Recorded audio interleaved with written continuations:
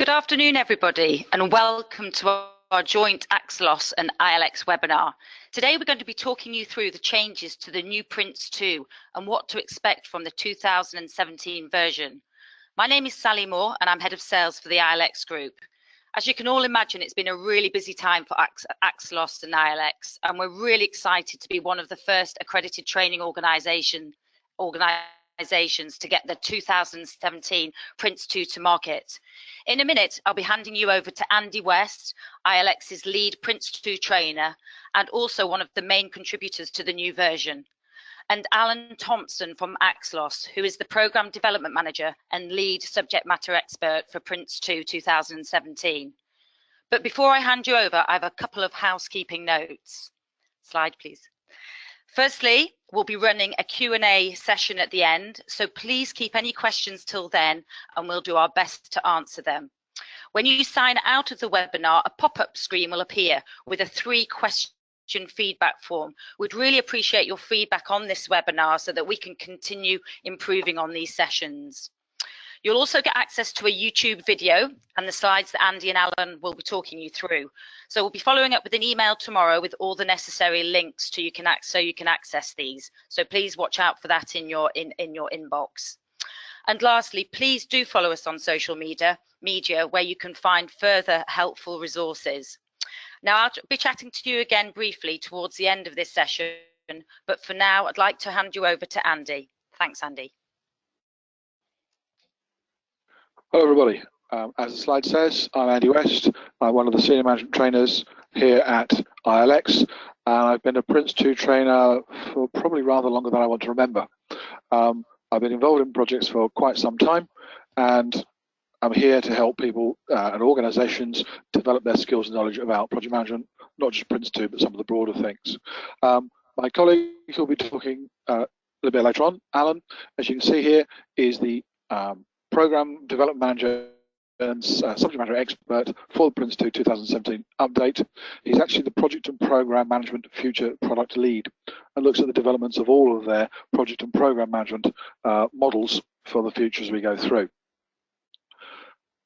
The purpose of this webinar, to look at what PRINCE2 is, to look at where PRINCE2 has come from essentially, and to look at the rationale for the 2017 update, why it was needed, what's been changed, what's the purpose of the change, and what do you have to come out of it, and how it might affect your qualifications and your development as we go through.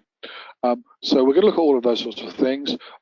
If you have any queries and questions, as Sally said, there will be a Q&A session at the end, but type any of the questions into the chat box. We'll pick those up as we go through, and we'll try and make sure we answer those as we go through. So I will be getting some feedback on your questions as this happens. First then, what's PRINCE2? Why should you use it? PRINCE2 is a project management method. It's a structure. It stands for projects in a controlled environment, and essentially what we're looking for is projects with a controlled start, progress, and close, which I guess most people would want to argue about anyway. It's to ensure that we have the right kind of things happening at the right time. So why PRINCE2? What's it? As the slide says, it's a non-prescriptive process model. It gives you a picture, a model that says, this is where we start on a project, and this is what we do, and this is where we go in a project, and this is what we do as we go through. But the non-prescriptive bit is the critical bit about it. What it gives you is a model, which you then need to tailor so that you can actually apply it to your projects in your own environments. The biggest complaint about PRINCE2 is, look at the size of the manual, we don't want to use all of that. The whole point of the manual is this non-prescriptive bit. How much of this do I need to control the nature of my particular project and what I'm trying to do? If you have a small project, it should always been a light touch of PRINCE2. If it's a bigger project, then you use much more of what's in the manual. And the critical thing here is about appropriateness. Why do we need a model for change? Well, change happens to all organizations. An organization that doesn't change will in fact die. It's a quote from one of the writers on continuous improvement. Duran actually says, for all organizations, survival is not mandatory. If you're not looking after your customers, your clients, whatever you wish to call them, then somebody else will. And so, as all organizations, we need to evolve. We need to do better. And projects are considered to be the most effective way of delivering changes. And Prince2 is the most popular way of applying project management in an organization. It gives a structure that everybody can actually have a look at. And if you have a shared structure, a shared process, then it does mean that we can all share the learning. One of the big challenges for organizations at the moment and for years to come is knowledge. Where do we keep the knowledge of our organization? In most organizations, this is in the head of our staff. And therefore, what we need to do is share that knowledge so that we as an organization move forward. If people leave, then often we lose that knowledge. Have we done something about sharing that learning as we go through?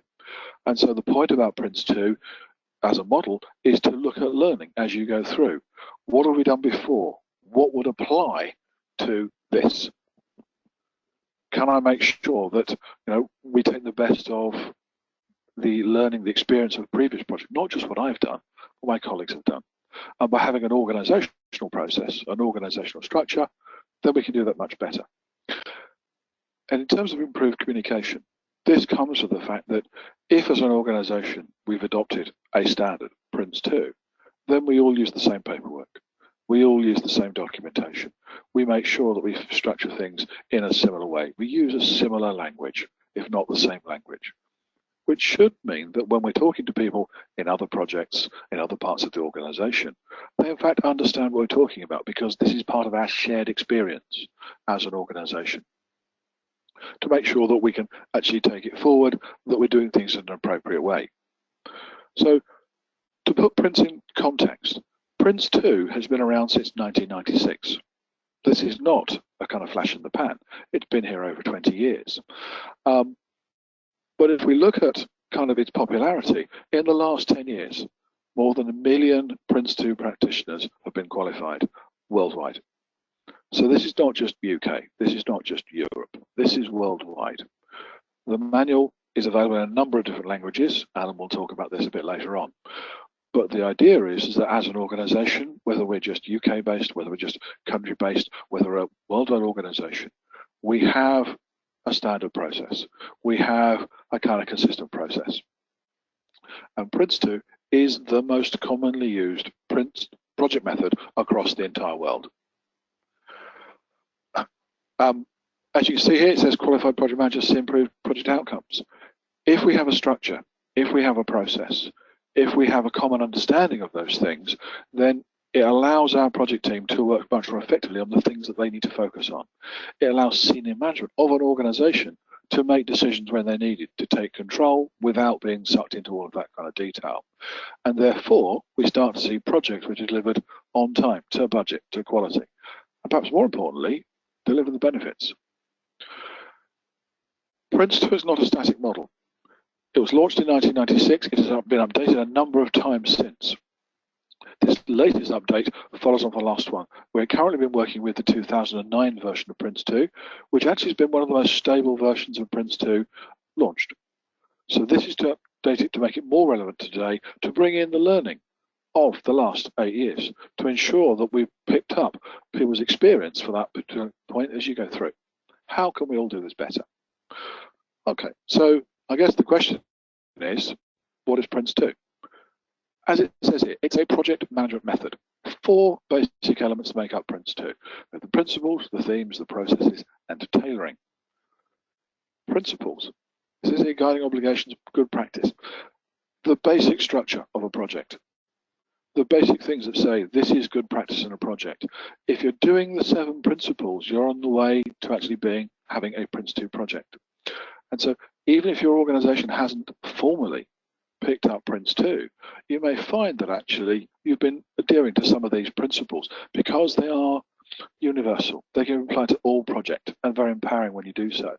So the principles are things like continued business justification. Is there a good reason for doing this project? The continue bit is, it may look like a good idea at the start, but if it's not halfway through, then we should close the project and use the leftover resources on things which are more important. Learn from experience. Can we do this better?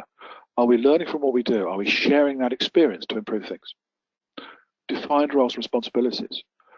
because a project is a temporary structure, people move from their normal job into the project. And if we don't define their role for them and what they're there to be responsible for, they won't get it right by accident. So it's important that we carry on kind of making sure people know where they fit, what they're expected to do. Manage by stages. A project should be broken into manageable chunks. It is much easier to plan a small chunk at a time rather than try and plan the whole thing in detail at the start. And equally importantly, perhaps more so, at the end of each stage is a review point. Is this project still valid? Is this project can be done better? Is this project still on track? And out of that important review, control point for the senior management who own the project to take us forward. Management by exception is about the appropriate use of expensive resources. If you're a senior manager, you're an expensive resource. Therefore, you probably won't be the project manager. What you're more likely to be is the owner of the project on the project board. And therefore, we only use you to make decisions, to keep high-level control. You're not involved in the day-to-day. You manage the project manager by exception. You delegate work and some authority for that work. And if they're within the authority, you just get routine reporting. If they're not, if they're forecast to exceed, then you get involved because they need you to. Similarly, a project manager will delegate to team managers and teams, and they will do the bulk of the technical work.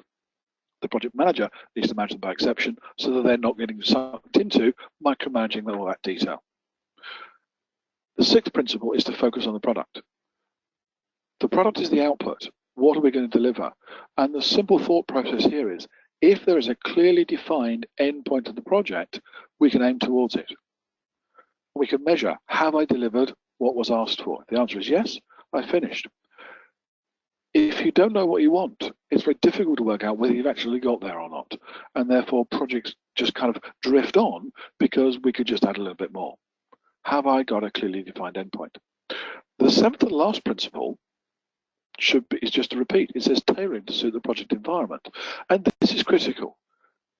Every project is different. What you're going to do is different this time around because of circumstances and outputs and the team you have. And therefore, how you apply Prince2 needs to be tailored. And without that, it becomes rather robotic. And robotic project management is one where we use everything we've been told we should be using or could be using. This is taking the whole of the Prince2 manual or the whole of the Association of Project Management body of knowledge and throwing everything at the project, whether it's relevant or not, whether it's all needed or not. With this, what happens is that you become a rather useless bureaucracy and the project seizes up and doesn't get anywhere. Now, what you don't do is throw everything away and have kind of heroic project management where you run from one crisis to another. Appropriateness, how much of this should I be using? The seven themes then, it talks about the raw materials of project management knowledge. I always think of these as the basic tools. Things like organization structure, and business case, and risk, and change, and configuration. The sorts of things that you define at the start. How am I going to do this? And you have as a toolkit all the way through, so you can bring it out, use it as a tool, and put it back for later on in case you need it again.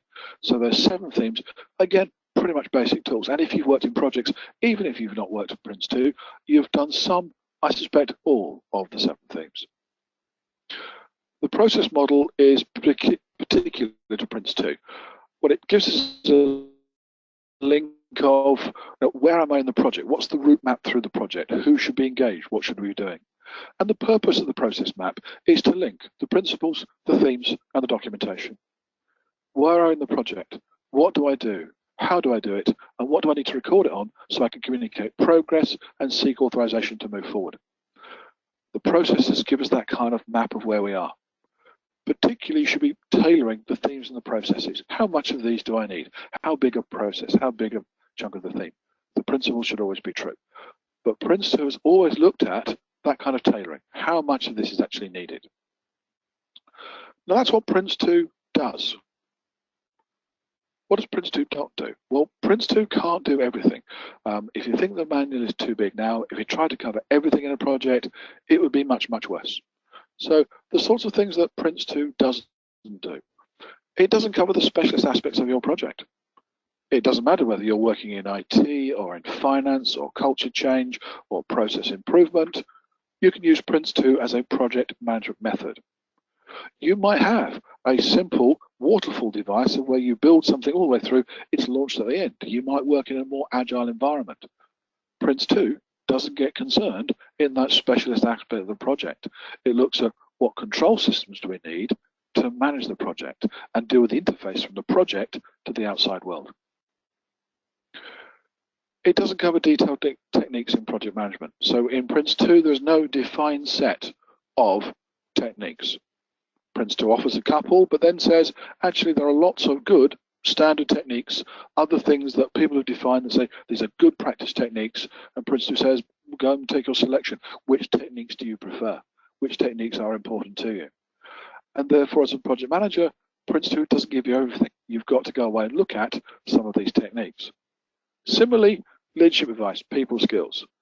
The PRINCE2 manual is kind of bereft of all that kind of people stuff.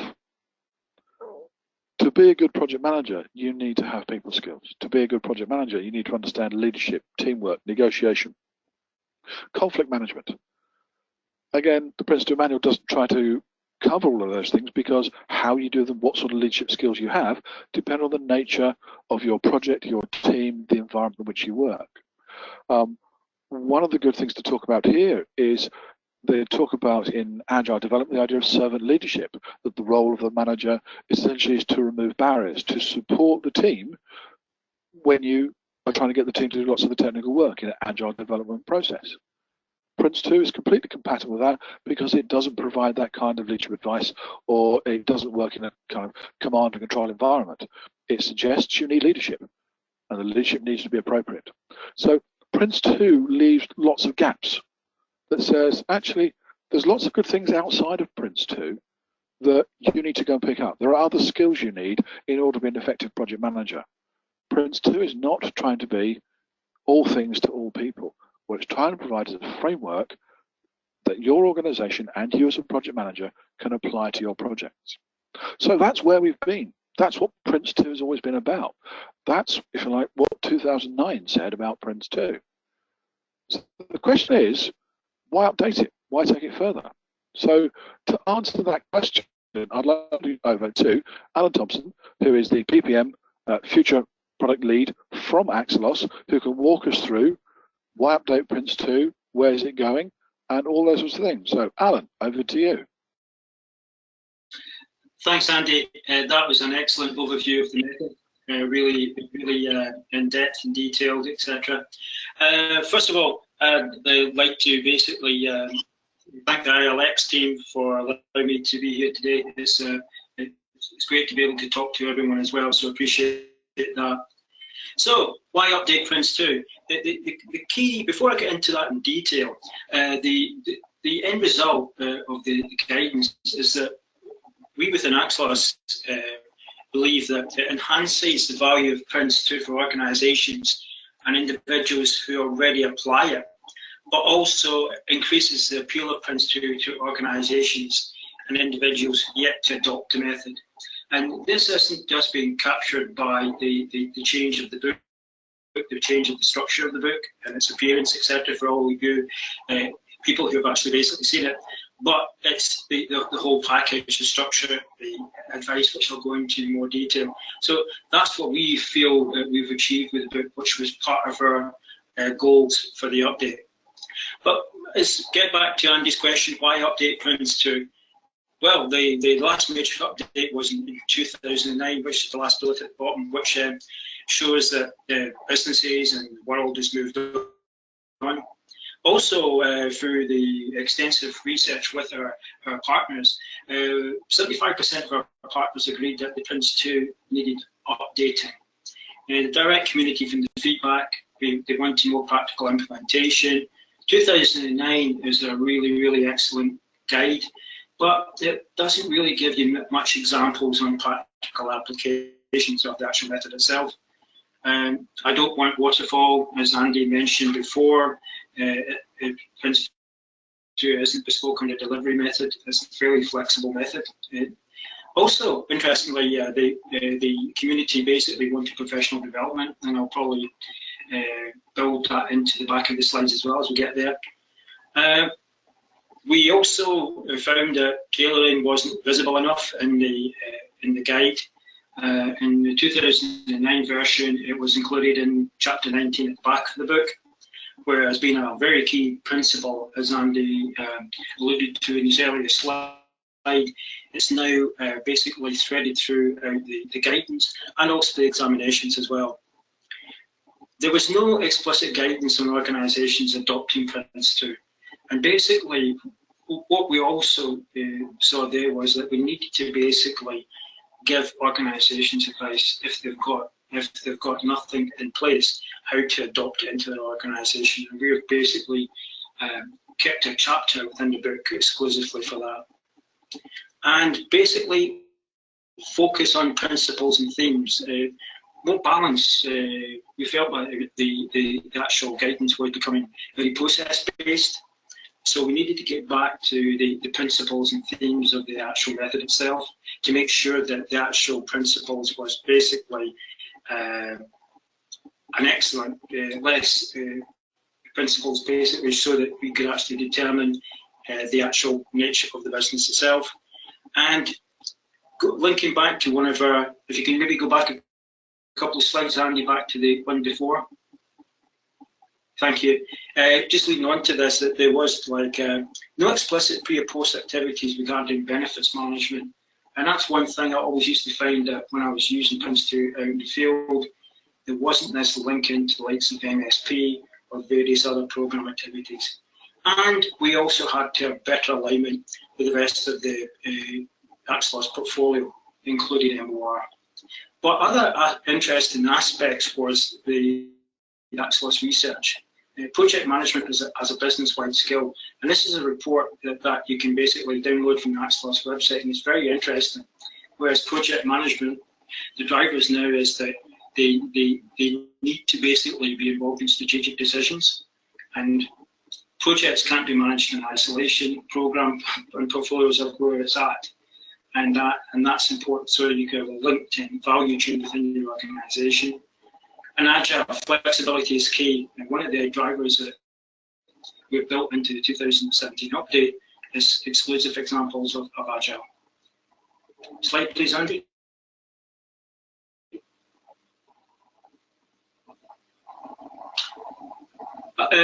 For those of you who went to the trainer readiness events, we've sort of mentioned this at the events themselves. What we're doing with PRINCE2, because it's such an important global method for the PRINCE2 community, we see it's an evolution, not a revolution. So we had a huge team involved within the review. We had over 100 people from practitioners, organisations, the accredited AXELOS community, and academics. And we had people from all over the world reviewing the actual book itself. And they were given specific instructions that they had to dedicate time to read it from back to front. If they had comments or adverse comments about the actual content, then they had to come up with solutions, not just say, I don't like it. It was like, basically, I don't like it, and this is what I would propose as a solution. So there was rigorous detail regarding the comments, and overall we had about 89 people reviewing the second review of the book, and that generated globally over 4,500 comments which were acted on. On top of that, we had an advisory group from the community, which was a technical advisory group from the community, who were looking at the scope, the reference, and the direction in which we were travelling. So this, from what we see within AXELOS, this is the evolution of a product, not revolution, so that everyone had transparency about what we're doing. And I think the feedback from the global trainer readiness events was that we had involved everyone as much as we could to get the product done in the timescales.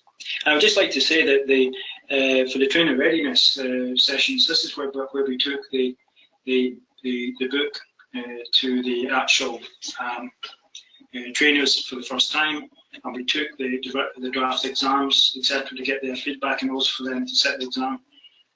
Over 250 trainers globally, and we had events in Australia, Germany, India, and of course the UK. And we had over 250 trainers attended the trainer readiness sessions, which was a great attendance. And this was subsequently followed by online exams as well. So there was a concerted effort both to mix both experienced hands for consistency as well as get some fresh perspective on the method. And this was both across the guidance and the exams. And for the actual book itself, we had 3 authors, 3 mentors, an examination team of 10 people for both the foundation and practitioner papers. Next slide, Andy. So as I sort of said before, the summary of the approach can be basically encapsulated in this slide. We felt that PRINCE2 had become very process-based. There was less emphasis on the process. There was a lot of emphasis on process, which tended to suggest command and control. What we decided to do, because we also wanted to include tailoring, make it more visible, more emphasis on the principles, especially tailoring and themes, so that you basically know you're doing a PRINCE2 project by following the PRINCE2 principles. So one of the key aspects was that tailoring is not visible enough. Now it's a thread that runs through the entire book, but also more practical applications, hints and tips.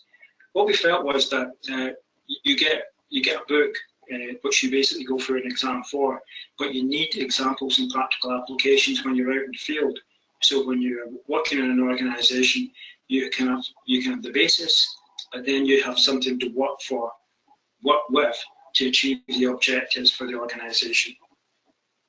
So, and also one of the most important things was also a better alignment with the rest of the AXELOS product suite as well. But also, we needed to basically take into consideration the project environment in which the practitioners were working in, and this wasn't basically evident in 2009. So that slide basically shows the whole drive or the mission for the PRINCE2 update itself. Next slide, Andy.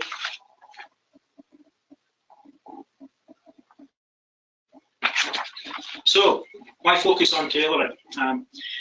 It's one of the 7 principles, but as Andy sort of said in his slide deck, it's a key principle because it allows you, PRINCE2 can be tailored to the role of the project manager, the project in hand, and the needs of the organisation. So rather than having, it produces flexibility tailoring, which avoids robotic project management, but also prevents heroic project management. So it gives you a balance within the method so that you can apply it for the environment in which you work. And it's not a waterfall approach to project management. PRINCE2 doesn't specify that. And as I've sort of said before, the tailoring is now a thread running through the method and the exams, and that's both for an awareness within the foundation papers and practical examples within the practitioner papers. Okay, Andy?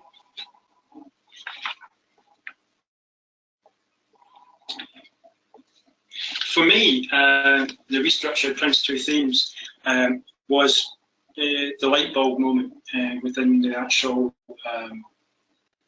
development of the update.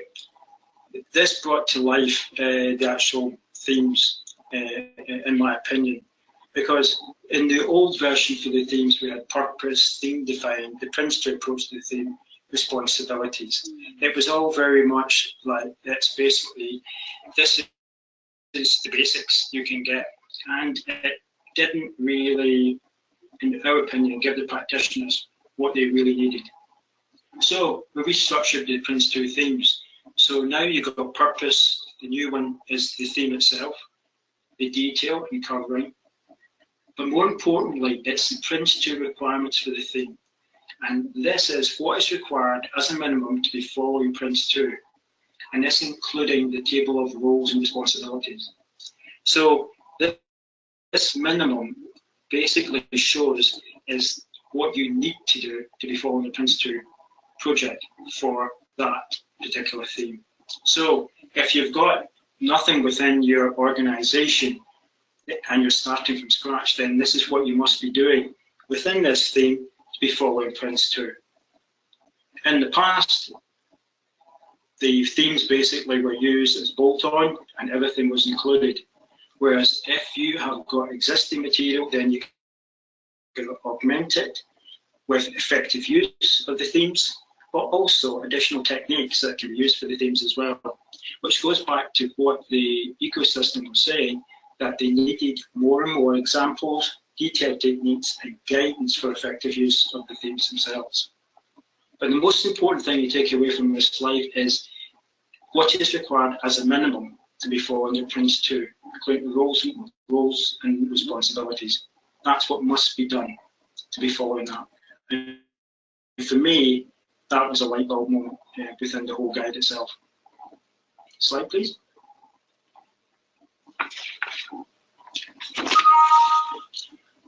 Also the restructured Prince2 processes. As I said, the slide in this one shows about the Prince2 processes, but also we had the effective tailoring within the themes, then linking it to the Prince2 processes themselves. And at the end of the process chapters, we've added tailoring the processes so that it gives suggested advice on how the model can be made to be fit for purpose by adjusting the model to reflect the organisation's project management method. Now, this was according to information and feedback from the ecosystem. This was found to be deficient, and that was indeed the case. Adopting working practices of the commissioning body, for example, agile delivery. So agile needs to be more prominent within the actual method itself, and we've achieved that. Combining or splitting activities, which have been included in the tailoring guidelines, which the PM owns and includes in the PID. Also changing roles and responsibilities, and combining, splitting or amending management products. All this information is included in more detail within the guidance itself. So there's lots more information within each process, which shows you how these activities and roles are actually split and combined accordingly. Slide, please.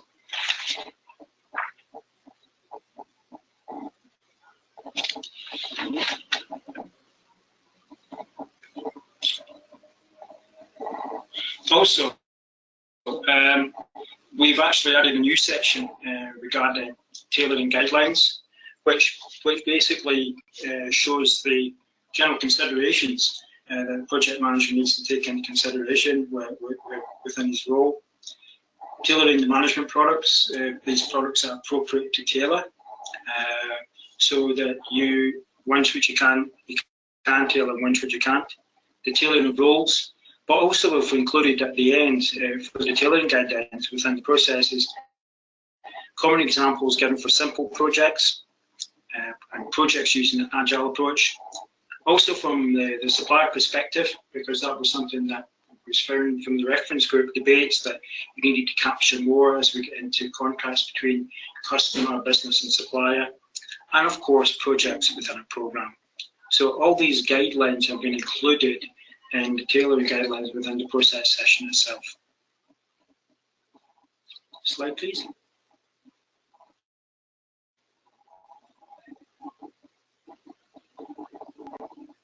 And before we go on, I'd just like to, before I talk about the transition summary, I'd just like to say that within the process, within the themes and the process chapters within the guide, we have produced a consistent structure in order to aid understanding as the practitioners go to their courses and set their exams, etc. but also to make it more usable for end users in the real world when they're using the product. So that's why we've got a consistent structure within the business, within the book itself. While we've been doing all this change within the actual guidance itself, we've summarised we need to summarise where we are with the transition summary as we move from 2009 to 2017. So the most important thing to remember for all the Prince2 practitioners out there, your current certification will remain valid until it expires, etc. At launch, Prince2 will be available in English only. The reason being for that is that we want to start a consistent guide to be in place so that we can, from that, we can start to translate into languages for the key markets in 2018. And the key markets that we are looking at is the markets in Holland, in the Netherlands, in Germany, Poland, France, Denmark, Norway, and Italy. And the scheduled translation periods for translators exams to be announced in due course. But these are the key languages that we will be targeting in 2018. For the existing examinations from June this year to the end of 2017, candidates may take either the existing or updated English version of any Prince2 examination. But from January 2018, exams in English will be based on the update. So AXELOS will be there to help with this. We have got extensive FAQs on our website under the Prince2 banner. Please have a look at them if you're in doubt, or if not, please feel free to get in touch, because we'll be there to help during this important period. But what we're trying to make it is make it a smooth transition as possible, so it allows time for completion of training cycles and minimises disruption for AXELOS partners and candidates. So we took a lot of time to try and plan it to minimise the disruption to the ecosystem. Slide, please.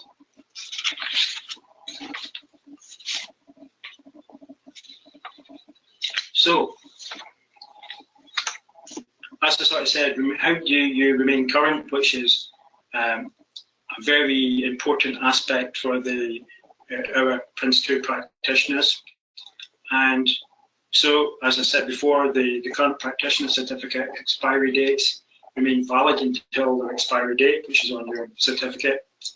New processes to remain current from the launch of the new Prince2 2017 exams. So what we're not doing is we are not actually, there's no re-registration exam. Candidates do have the option to simply retake the full exam.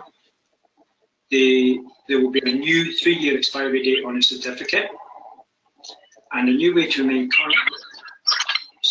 The new way to remain current with Prince2 through the Prince2 membership program. So that's how you remain current. So just to recap, there's no re-registration exam planned for the Prince2 2017 version of the update.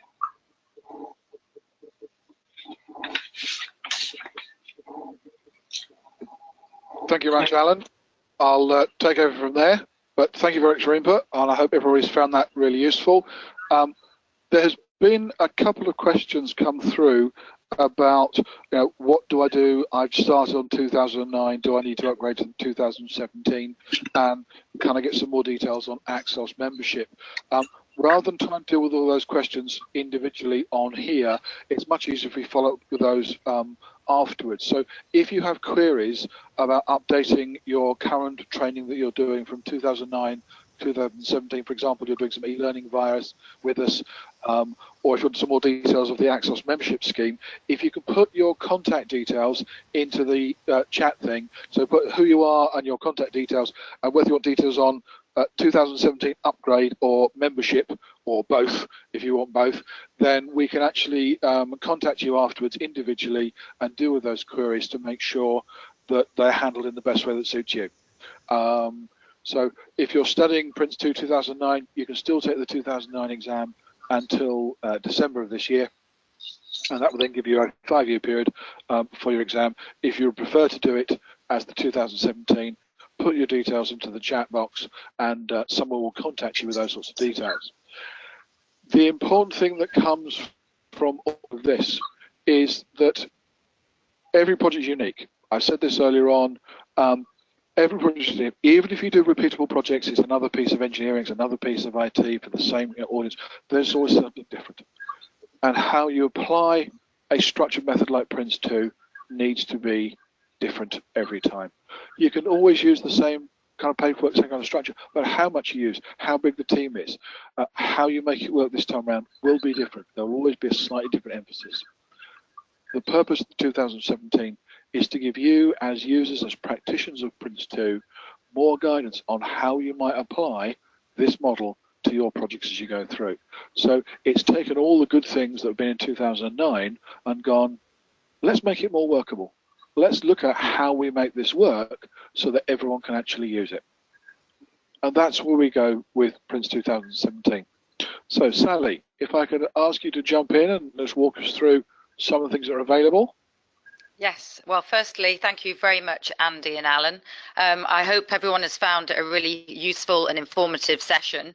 As I said, we'll be ending with a Q&A session, but before then, I would just like to highlight our special offer on PRINCE2 2017. The offer is available till midnight tonight, and we're offering a 15% discount on all our standard rates. You can order directly from our website, www.ilxgroup.com, and you will need to enter the code webinar to activate your discount.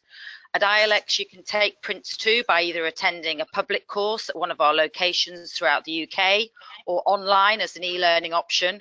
You can also dial into a virtual session. You can do a blended program where you take the foundation online and practitioner in a classroom. Or if you have more than 5 people that you want to attend, you can run it as an in-company option. So as you can see, we've got lots of different options to suit your needs. I'd like to thank everybody for their time today, but before we say goodbye, I'd like to now use this time to open up for any questions that you may have. You'll see a little section on your screen, which you can type in any questions there that we can hopefully answer for you. Thanks very much. Okay, first question that has come in is, what's the reasoning behind a 3-year expiry on the certificate? With 2009 and the earlier versions, it was a 3 to 5 year expiry period, and you came back and took a re-registration exam.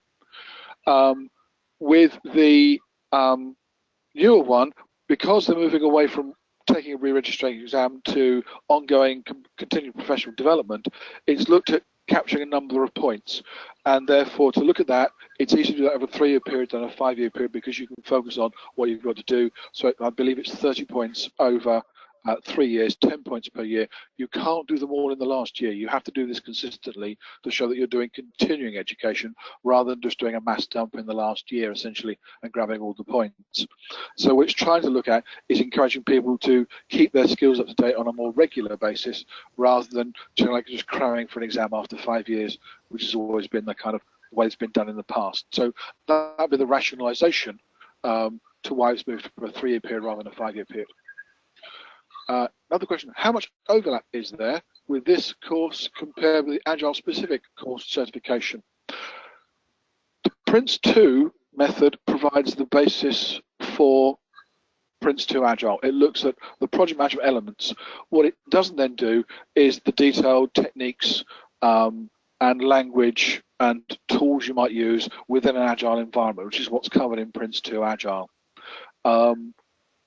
If you want to do PRINCE2 Agile, you'll still need to have an understanding of PRINCE2 because that's not really covered in the Agile course. What it looks at is how do I add some of the Agile development techniques and technologies to the PRINCE2 structure. So you still need a kind of the basic knowledge of PRINCE2, But what Prince2 doesn't try and cover in the manual is the detailed techniques of how do I do Kanban and what's a Scrum and what's a Sprint, and how do I do things like Kinefin. Those sorts of things are not covered in here. What it would give is examples of how Agile might work and how it might force the tailoring of Prince2. So it's using some examples without going into the level of detail, I think is the best way of answering that question. Next question we got on there. How different will the new manual be compared to 2009? Are all the slides going to be different in 2010? The majority of common slides or majority of careers? The thing to say here is that the 2009 version of Prince2 was perhaps the most stable version of Prince2 that had been written so far. I've been a trainer of Prince2 since 2000, and there have been less queries about this is a bit odd, how's this with the 2009 compared to all the others, any one of the others. So there's a lot of consistency. So the basic idea of the principles, the themes, and the processes, the process model, are still there. What we have is a question of emphasis. There's a lot more emphasis on what's the minimum you need for Prince2 and how do you tailor it. So there's a lot more about the use of Prince2 rather than just Prince2 as a kind of, this is what Prince2 is. And I guess that's it. So if I said that there's a majority of common slides, it's the addition of specific information about tailoring and the use of that's particularly been changed. And that reflects, if you like, the maturity across the world of people are using Prince2, people have picked up Prince2, but the question is how do I apply it effectively? And that's where most of the development, most of the learning has gone in this update, is been refining the process and themes a little, but most of it's about application, which is what people need to do on a day-to-day basis. So it's not completely different. There's a lot that you already recognize when you see it. How does this update affect Prince2 Agile? The simple answer is not at all. Prince2 Agile still talks about processes, themes, and principles. Those are still relevant. What you won't have in Prince2 Agile is all of the guidance on how to apply Prince2. What it specifically looks at is how you tailor that Prince2 into an Agile environment. So there may be a minor update in terms of this is the minimum you might need from Prince2, but actually that's kind of covered off anyway. It's still about the interface between how do you manage when other people are using an Agile development. So there may be some minor updates of Agile to bring in the minimum requirements of the themes and processes, but not a great deal would be my simple answer on that one. How useful Prince2 certification towards achieving APM charter membership? If you're looking at charter membership of the APM, Prince2 is recognized as a qualification if you're building up your qualification, your background knowledge towards Prince2. There are the levels of qualification in the APM are the fundamentals, the project management, the practitioner, and then registered project professional. You can get full membership at practitioner level. Prince2 sits underneath the project management level qualification. If you're a Prince2 practitioner, you receive credit for what you've already done in Prince2, and rather than taking a 3-hour written exam, you take a 2-hour exam because it's assumed you already have that knowledge by passing Prince2 practitioner. So it would assist in giving you the background knowledge in terms of your development towards full membership. So it's a useful tool to have. Hi, what's the difference between Prince2 Agile and Prince2 2017? Prince2 Agile is essentially how to tailor Prince2 specifically for the Agile environment. And as part of that, it covers Agile tools and techniques, a language and some things in there, as I mentioned before, Kinefin, Scrums, Kanban, Lean Startup, those sorts of things. The Agile, Prince2 Agile tends to look at the Agile techniques that could be used across any sorts of development areas, not just IT. It mentions some of the IT ones as well. And so Prince2 Agile looks at specifically linking the Prince2 method with Agile development. Prince2 2017 is again a more general one. It's what is Prince2, how does it work, what are the background themes and processes that we might consider to make it actually work broadly. So it will cover not just the Agile stuff, it will cover projects in a program environment, a portfolio environment, small projects, daunting projects. It will cover those sorts of things, which Prince2 Agile doesn't do. So the tailoring in Prince2 2017 is much broader in scope, which Prince2 Agile is much more specific in scope in terms of the overlap.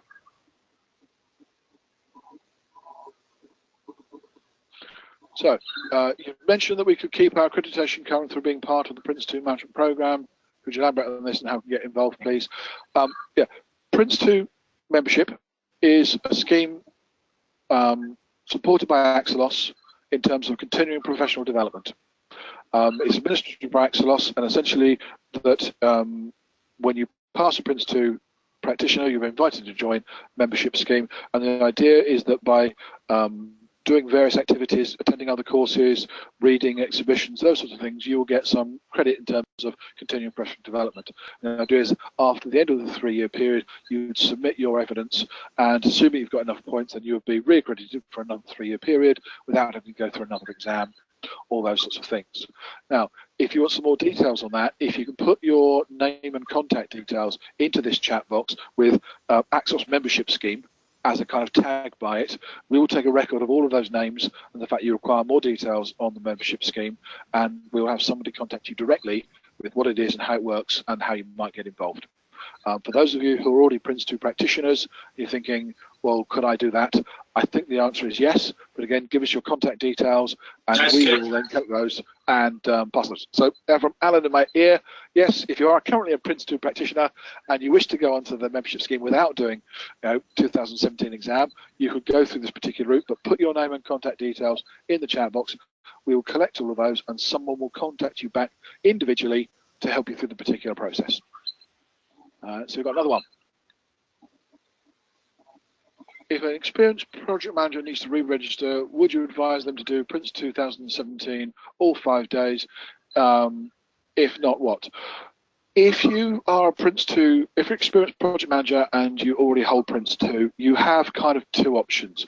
You could come back and do the Prince2 2017 practitioner exam, or you could go directly and go through the AXELOS membership scheme to actually keep your accreditation current by doing kind of professional development and looking at that particular route.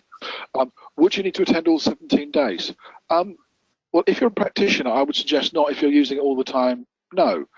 What I would suggest is that you do some kind of preparation for it. So one of the things I would suggest you have a look at will be things like an e-learning course, an online course, and have a look at what are the differences, what are the changes. The exam has changed slightly from what you may have taken when you did your Prince2 practitioner.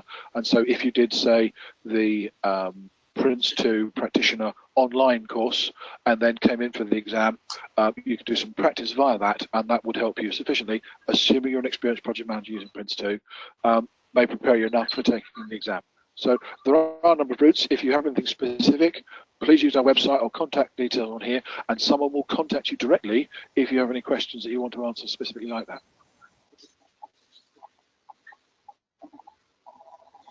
And we seem to have come to the end of the questions so far. So just give it a second. So the important things here is, if you want some specific individual advice, if you want to contact us, ILX, through our website, ilxgroup.com, there's a contact us slot on there. If it's a query for AXELOS membership, if you want to contact us, we will pass the details on to AXELOS and somebody will contact you again. Oh, we've got another question. Are there any differences between the 2009 practitioner and 2017 practitioner? Yes, is the simple answer. The 2009 practitioner, you have 80 questions in 2.5 hours, which are separated into blocks of 10 questions, and you get 8 subjects. So it doesn't cover the whole syllabus. In the 2017 practitioner exam, you have 68 questions, still to be covered in 2.5 hours. But the way the questions have been written, the entire syllabus, principles, themes, processes, and tailoring are all covered within those particular questions. So it actually is although it covers more, there are slightly less questions that it asks. They've changed the number of how they ask the questions. So there are some of the question styles that people didn't like have been taken out, and it focuses on a couple of other ones. So hopefully that explains the differences between the 2 exams. So you will receive the link to the recording tomorrow with a link to the slides that we've used, so you can actually listen to again if you want to listen to our voices all over again and have a look at the slides we've got. There seems to be no other questions here. So, ladies and gentlemen, thank you very much for your time. Thank you for listening. If we can be of any help, contact us via our website, ilexgroup.com. And if we can't help directly, if it's an AXELOS query, then we will pass it on to AXELOS via Alan to make sure that you get somebody call you back. Thank you very much indeed for your time this afternoon. Good afternoon.